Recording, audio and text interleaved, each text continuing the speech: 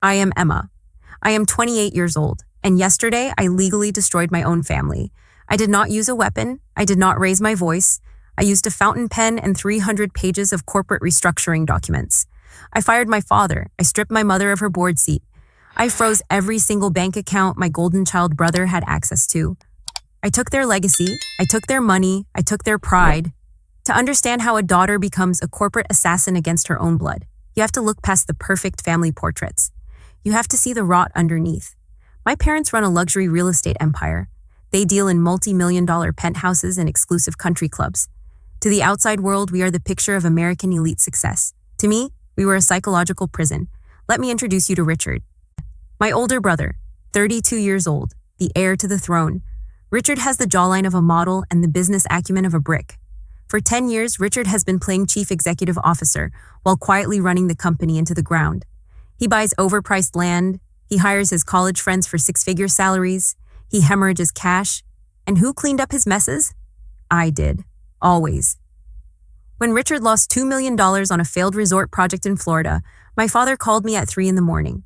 He did not ask how I was doing. He demanded I fix it. I spent 4 weeks buried in tax loopholes to save them from bankruptcy. My reward? A brief nod at Thanksgiving. Richard got a new Porsche for his birthday. They thought I was a glorified accountant. They thought I was weak. Whereas they saw me as the loyal dog who would always come back to clean up their dirt. They did not understand what I actually do for a living. I left the family business at 22. I went to Wall Street. I joined a ruthless private equity firm. My entire job is finding weak, mismanaged companies, buying their debt, tearing them apart, and selling the pieces. I am a corporate predator. I eat failing businesses for breakfast.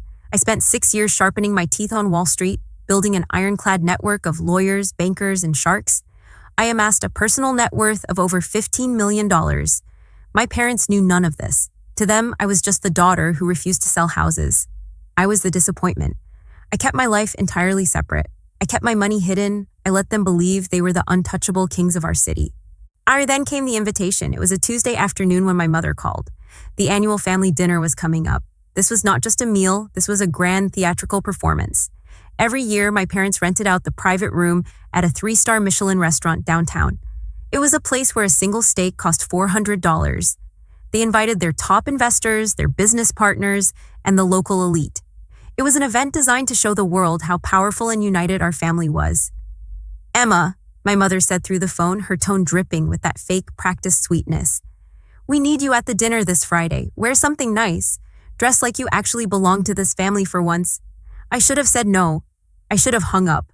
But a small, pathetic part of me still wanted their approval. I had just closed the biggest merger of my career. I thought maybe, just maybe, this year would be different. I thought maybe they invited me because they finally wanted to acknowledge me as an equal.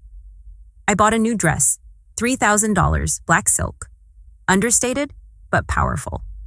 I wanted to walk into that room not as the family disappointment, but as a peer. I wanted to sit at that table and finally feel like I belonged.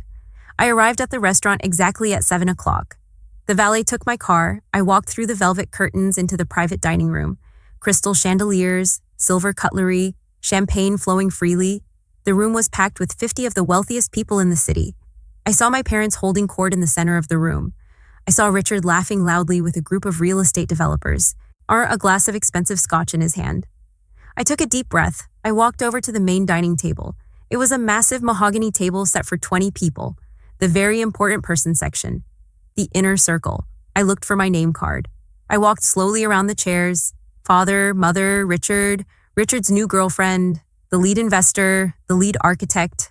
My name was not there. I checked again. I felt a cold knot form in my stomach.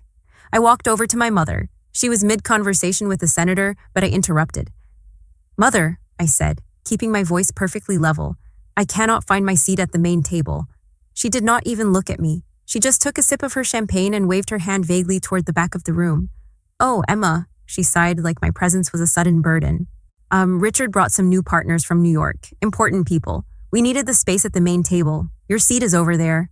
She pointed to a dark corner near the kitchen doors. I turned and looked. It was a small, round plastic table, covered with a cheap paper tablecloth, set with crayons and coloring books. Sitting there were my cousin's children, 7-year-olds and 9-year-olds, the kids' table. I was 28 years old. I was a senior partner at a multi-billion-dollar private equity firm, And my own mother just told me to go color with crayons so my incompetent brother could show off for his friends. I stood there for exactly 10 seconds. I watched my mother sip her expensive champagne, completely unbothered by what she'd just done. I watched Richard laugh loudly at a joke he probably stole, surrounded by men who only respected his last name. I looked down at the paper tablecloth, at the cheap crayons. A normal person would have yelled. A normal person would have thrown a glass of wine, caused a massive scene, and ruined the dinner. But I am not a normal person. I am a corporate raider. We do not throw tantrums. We orchestrate takeovers. I did not say a single word. I turned around and walked out of the dining room. I stopped at the front podium. I reached into my designer bag and pulled out my heavy metal black card. It is a corporate card tied to an account with 8 figures. I handed it to the general manager. I told him to pay for the entire private room, every single dry-aged steak, every bottle of vintage wine, put a 20% tip on top of it, and close the tab. I wanted my family and their elite friends to eat their luxurious, arrogant dinner on my dime without even knowing it. Then I walked out into the cold night air. I got into my car. I did not cry. I did not feel sad. The only thing I felt was absolute, ice-cold clarity.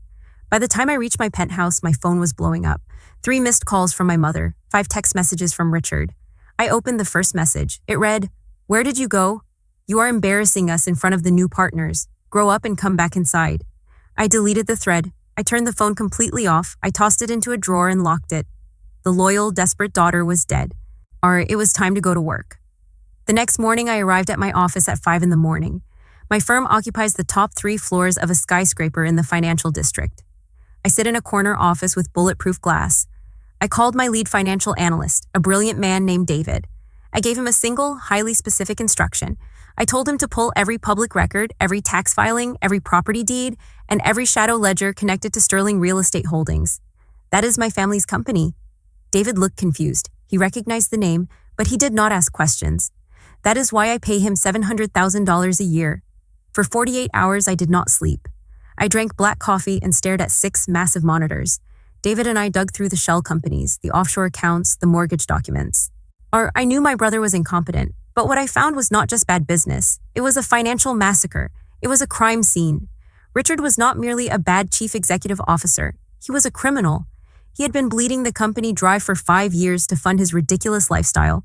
I found the paper trail for private jets, luxury yachts, and 7-figure gambling debts in Macau. But the real horror was not Richard's theft. It was how my parents covered it up. To hide Richard's catastrophic failures and keep up their image as untouchable billionaires, my parents had taken out massive, high-interest loans against their prime properties. When that was not enough, they crossed the ultimate legal line. They had secretly leveraged the pension fund of their own employees. They were gambling with the retirement money of the secretaries, the janitors, and the agents who had worked for them for 20 years. They were running a glorified Ponzi scheme to protect their precious golden boy. The company was not just failing. It was drowning in a sea of toxic debt. I pulled up the master ledger. There it was, a ticking time bomb. They owed exactly $50 million to a ruthless private investment bank in Chicago. It was a balloon payment, and it was due in exactly 3 weeks.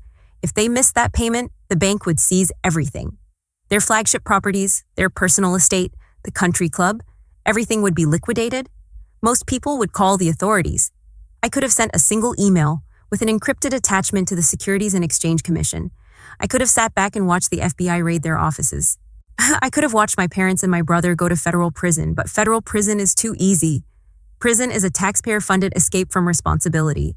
I did not want them in a cell. I wanted them on their knees. I wanted them to lose the one thing they valued more than their own flesh and blood, their status, their pride. So I formulated a new plan. I picked up my secure phone and called my top corporate lawyer. I instructed her to set up a blind trust and a new holding company registered in Delaware. I named it Obsidian Capital. I demanded impenetrable layers of anonymity. I wanted it entirely untraceable to my name or my firm. Through Obsidian Capital, I reached out to the private bank in Chicago that held their toxic $50 million debt. The bankers were desperate. They knew Sterling Real Estate was going under. They knew that $50 million loan was about to become worthless paper. I offered to buy the debt in cash, right then and there, for 30 cents on the dollar. They practically begged me to take it. In less than 72 hours, the transaction was complete. The wire transfer cleared. The ink dried on the contracts. My parents thought they owed $50 million to a faceless banking institution. They thought they still had time to negotiate, to manipulate, to charm their way out of it like they always did. They had no idea that they now owed their entire existence to the daughter they threw away at the kids' table. Exactly 21 days later, my phone rang. It was a Tuesday morning. I was sitting in my corner office, reviewing the final foreclosure documents for Sterling Real Estate Holdings. The name on the caller identification was my father. He had not called me since the night of the dinner. Neither had my mother. They had spent 3 weeks pretending I did not exist, punishing me for walking out on their precious gathering. I let it ring 4 times before I answered. Emma, his voice sounded entirely different. The booming, arrogant tone of the real estate king was gone. He sounded breathless. He sounded old. We have a family emergency. I need you at the corporate office immediately. He did not apologize for the kids' table. He did not ask how I was doing. He just demanded my presence because he was drowning and needed a life raft. What kind of emergency? I asked, keeping my voice completely flat. It is the bank, he stammered. Our primary lender sold our debt, $50 million. They sold it to some ghost private equity firm called Obsidian Capital. The balloon payment is due tomorrow, and they are refusing to extend our terms. They are threatening immediate hostile takeover. You work in private equity, Emma. You know these people. You have to come down here and help us figure out a strategy. I looked at the Obsidian Capital master file sitting on my mahogany desk. My name was the only one on the operating agreement. I will be there in 1 hour, I said, and hung up. I did not wear black silk this time. I wore a tailored slate gray power suit. I wore a pair of stilettos that sounded like gunshots on the marble floors. And so I wanted to look exactly like the corporate executioner I was about to be. I arrived at the Sterling Real Estate headquarters on the 45th floor of a downtown high-rise. The receptionist looked panicked. The phones were ringing off the hook. The illusion of wealth was shattering in real time. I walked straight into the main boardroom. My father was pacing back and forth, rubbing his temples. My mother was sitting at the massive oak table, her designer makeup unable to hide the dark circles under her eyes. And Richard, the golden child, was slumped in a leather chair, sweating profusely, staring at a stack of legal notices. Emma, thank God, my mother said, standing up. She actually tried to hug me. I stepped back, letting her arms fall to her sides. Sit down, I said. It was not a request. It was an order. My father stopped pacing and looked at me, slightly taken aback by my tone. But he was too desperate to argue. He pointed to a chair next to Richard. We are ruined, Emma, my father said, his voice trembling. This Obsidian Capital, they are monsters. We offered them equity. We offered them high-interest restructuring. Their lawyers rejected everything. They want the $50 million tomorrow, or they are seizing the entire portfolio. Everything I built, everything your grandfather built. It is not fair. Richard suddenly slammed his fist on the table. This is predatory lending. We can sue them. Emma, you have to know some dirty tricks. You have to know how to stop them. I looked at my brother, 32 years old, wearing a $5,000 custom suit paid for by stolen pension funds, crying because he finally had to face the consequences of his own incompetence.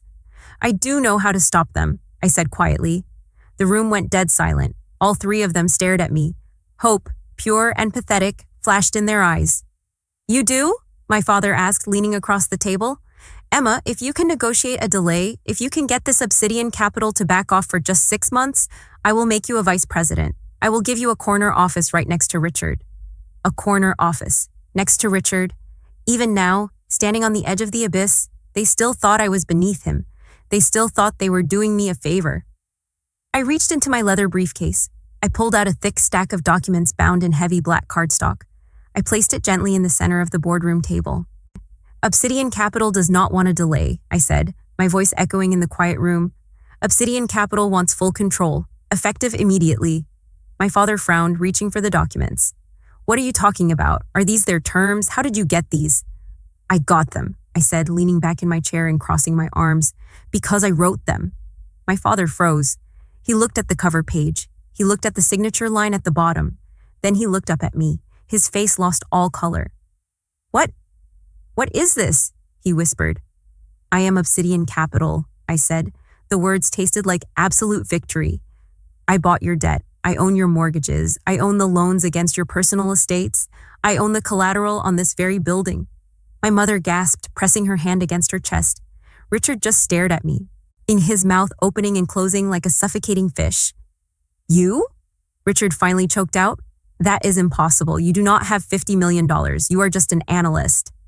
I am a senior partner. I corrected him, my eyes locking onto his.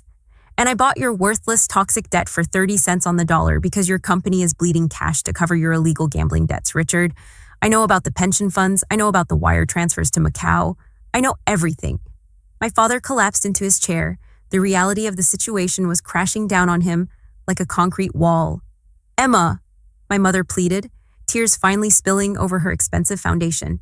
You are our daughter. You are flesh and blood. You cannot do this to your own family. I looked at her. I thought about the cheap paper tablecloth. I thought about the crayons. You are right, I said softly. A daughter would never do this. I pushed the black folder closer to my father. But I am not your daughter today. Today, I am your primary creditor, and I am calling in the debt. You cannot do this, my father whispered. His voice was hollow. The great king of real estate was suddenly just a terrified old man sitting in a leather chair. I already did, I replied. I opened the heavy black folder. I pulled out 3 separate stacks of paper. I placed them in a neat row in the center of the mahogany table. I did not raise my voice. I did not show an ounce of anger. Anger is an emotion. I was operating on pure mathematics. Let us review your options, I said, leaning forward. Document stack number 1. This is a notice of immediate termination for Richard Sterling, effective as of this exact second. I slid the papers toward my brother. He stared at them like they were covered in poison. Richard, I continued, you are no longer the chief executive officer of Sterling Real Estate Holdings. You are no longer an employee. You have zero authority in this building. You will place your corporate phone, your corporate credit cards, and the keys to your company-leased Porsche on this table right now. Richard jumped out of his chair. His face was entirely red. The golden child was finally throwing a tantrum where his parents could not protect him. You bitch! He screamed, slamming his hands on the table. You cannot fire me. This is my company. I built the new commercial division. You are just a jealous, bitter little girl who never fit in. I looked at him. I did not blink. You built nothing, Richard, I said softly. You lost $12 million in 36 months. You funded your gambling addiction in Macau using the retirement savings of the people who clean your office. You are a parasite. So put the phone and the keys on the table, or I will have the security guards drag you out by your custom lapels. My mother started crying loudly. Emma, please. He is your brother. We can fix this. We can get a new loan. We can sell the summer house in the Hamptons. The summer house in the Hamptons has 3 different mortgages on it, Mother, I stated, completely unfazed by her tears. You have 0 equity left. You are completely bankrupt, which brings us to document stack number 2. I pushed the second stack of papers toward my father. This, I explained, is a total transfer of all voting shares and equity from you and Mother to Obsidian Capital. It includes the immediate forfeiture of your board seats. You will step down today. You will surrender your executive privileges. You will walk away from this company with absolutely nothing. My father stared at me. His eyes were wide with a mixture of shock and pure hatred. You want me to sign over my entire life's work? He growled, his fists clenched. I will fight you in court. I will hire the best defense attorneys in the country. I will tie you up in litigation for 10 years before I let you steal my company. I smiled. It was a cold, razor-sharp smile.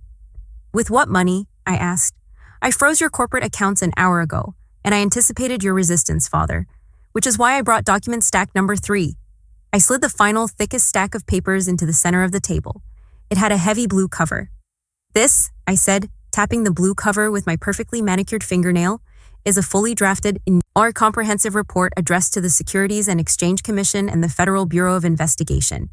It details exactly how you, Mother, and Richard conspired to illegally leverage the employee pension fund to cover corporate losses. It includes bank routing numbers, offshore wire transfers, and forged signatures.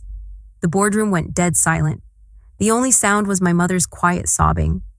Here is the deal, I said, leaning back and folding my hands. Option A, you sign the transfer documents right now. You give me the company. You walk away with $0, but you get to keep your freedom. Option B, you refuse to sign. I walk out of this room and I press send on this report. By tomorrow morning, the feds will raid this office. And all 3 of you will be facing 20 to 30 years in federal prison. My father looked at the blue folder. He looked at Richard, who was now visibly shaking, the arrogance completely drained from his body. Then, my father looked at me. He finally saw me. Not as the disappointment, not as the girl at the kids' table. He saw the predator I had become. His hand trembled as he reached into his suit jacket. He pulled out his gold fountain pen. Sign the papers, Richard, my father choked out, his voice breaking. Dad, no, Richard pleaded. Sign the damn papers, my father roared, tears finally spilling down his own face. She has us! She has everything! For the next 20 minutes, the only sound in the boardroom was the scratching of a fountain pen. They signed page after page. They signed away their legacy, like they signed away their wealth. When they were finished, Richard threw his phone and his car keys onto the table. I gathered the documents. I checked every signature. They were perfect. Thank you, I said, standing up and sliding the papers into my briefcase. Security is waiting by the elevators. You have 15 minutes to collect your personal items. Do not try to take any corporate files. I turned to walk out of the room, but my mother called out to me one last time. Emma, she whispered, her voice broken and pathetic. Where will we go? How will we live? I stopped at the heavy wooden doors. I did not turn around to look at her. I kept my eyes fixed straight ahead. Where will we go? My mother sobbed again, her voice echoing in the massive, quiet room. How will we live, Emma? We have nothing. I took a slow, deep breath. I thought about the decades of being pushed aside. I thought about the late-night phone calls demanding I fix their mistakes. And I thought about that cheap paper tablecloth in the corner of the Michelin-starred restaurant. I do not know, Mother, I said, my voice perfectly calm and completely devoid of empathy. That sounds like an adult problem. And as you made very clear 3 weeks ago, I belong at the kids' table. I pushed the doors open and walked out. The heavy oak clicked shut behind me, sealing their fate. The next 30 days were a corporate bloodbath. I did not just take over Sterling Real Estate Holdings, I sterilized it. Within the first 24 hours, I fired Richard's entire executive team. Every single fraternity brother, every incompetent friend collecting a 6-figure salary for doing absolutely nothing. Gone. I brought in my own army of forensic accountants. We tore the company down to the studs. We liquidated the summer house in the Hamptons. We sold the 3 luxury yachts. We auctioned off the private jet. We squeezed every single drop of excess capital out of their personal portfolios. And then I did the one thing my family never expected. I took every single dollar from those liquidations, and I fully refunded the employee pension accounts. Every secretary, every janitor, every mid-level manager got their retirement money back, with an additional 5% interest for their trouble. I did not do it because I am a saint. I did it because it is good business, and unlike my brother, I am not a thief. As for my family, their fall from grace was absolute and spectacular. Richard tried to leverage his last name to get a high-level executive position at other real estate firms in the city, but I made sure the entire financial district knew exactly why he was fired. I leaked the anonymous audit reports. No one would hire a man who stole from his own employees to gamble in Macau. The golden child was blacklisted. The last time I checked, he was working as a junior leasing agent for a low-tier strip mall management company in New Jersey. He drives a used sedan. My parents had to file for personal bankruptcy. The social fallout was devastating. In their world, losing your money is a tragedy, but losing your status is a death sentence. The country club revoked their membership. Their elite friends stopped returning their calls. They lost the luxury penthouse. They currently rent a modest 2-bedroom apartment in a neighborhood they used to gentrify. They tried to call me. They left dozens of voicemails. They wrote long, desperate letters begging for forgiveness, begging for an allowance, begging for just a fraction of the company back. I changed my phone number. I instructed my security team to escort them off the premises if they ever came within 500 feet of my building. I cut the cord permanently. It has now been exactly 6 months since the takeover. Sterling Real Estate Holdings no longer exists. It has been fully absorbed into Obsidian Capital. And we restructured the commercial division, stabilized the assets, and we are currently up 40% in projected annual revenue. The business is clean, profitable, and ruthless, just like me. Tonight, I am celebrating. I am back at the exact same 3-star Michelin restaurant downtown. I rented out the exact same private dining room with the crystal chandeliers and the velvet curtains. But this time, the guest list is different. I invited my lead analyst, David. I invited my corporate lawyers, my junior partners, and the forensic accountants who helped me execute the takeover. 50 of the sharpest, most loyal people in the financial district. I am sitting at the head of the massive mahogany table, the very important person section. I am wearing black silk. Or I'm drinking a glass of vintage champagne that costs more than my parents' current monthly rent. I look around the room. I see respect. I see power. I see an empire that I built with my own hands. And I look toward the dark corner near the kitchen doors. The space is completely empty. There is no plastic table. There are no crayons. I raise my glass. Family is not just blood. Family is respect. And if the people at the top refuse to give you a seat at the table, you do not just bring your own chair. You buy the entire restaurant and you kick them out.